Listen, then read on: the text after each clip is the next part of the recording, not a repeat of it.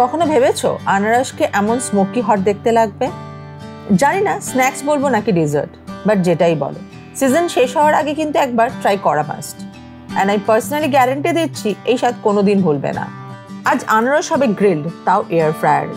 তুমি ননস্টিক প্যানও করতে পারো। চলো লেটস স্টার্ট। প্রথমে আনারসটা ছাড়িয়ে নিতে হবে অবভিয়াসলি।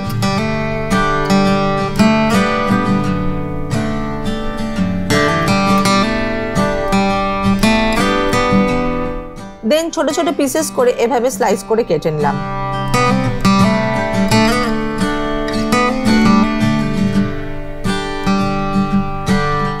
এবার বানাবো এটার ম্যারিনেশন। একটা বলে 1 স্পুন নুন বা পিঙ্ক সল্ট, সাথে 1 স্পুন পেরি পেরি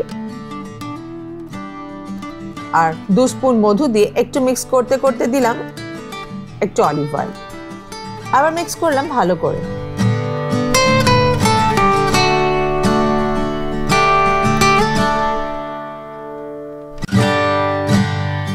দেন অ্যাড করলাম একটা গোটা লেবুর রস। একটু সময় নিয়ে ভালো করে এটা নাড়িয়ে নিয়ে এইরকম কনসিস্টেন্সি হয়ে আসবে।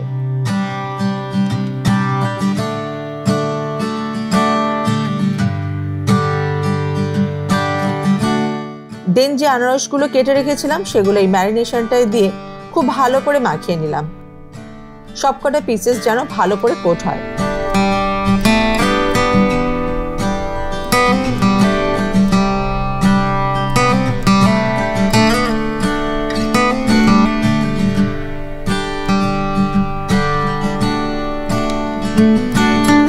আর অ্যাপ্রক্সিমেটলি হাফ অ্যান আওয়ারের মতন চাপা দিয়ে রাখলাম। এবার এয়ার ফ্রায়ারটা প্রিহিট করে সেটায় আনারসের পিসেসগুলো 1 বাই 1 ট্রেতে দিলাম, একটার উপর একটা যেন না হয় অবশ্যই।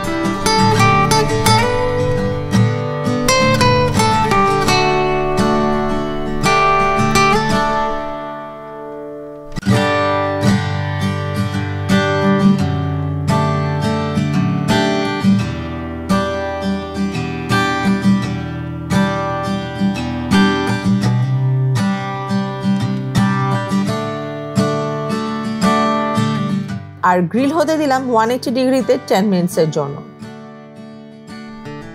এয়ার ফ্রাই না করতে চাইলে ননস্টিক প্যানও করে নিতে পারো খুব সহজে। 10 মিনিটস পর বের করে নিলাম, অ্যান্ড উই আর ডান। সময় এতটাই লাগে, বাট স্বাদ অতুলনীয়। দুপুরের আচার খাওয়ার ইচ্ছা হোক বা বিকেলের ফল খাওয়ার সময়, এইটুকু সময় বের করে একবার বানিয়ে দেখো, you won't regret it. Serve করার সময় আরো একটু মধু দিতেই পারো উপরে, বাট আমার আনারসটা এতটাই মিষ্টি ছিল তাই লাগলো না। বানিয়ে দেখো আর বলো কেমন লাগলো।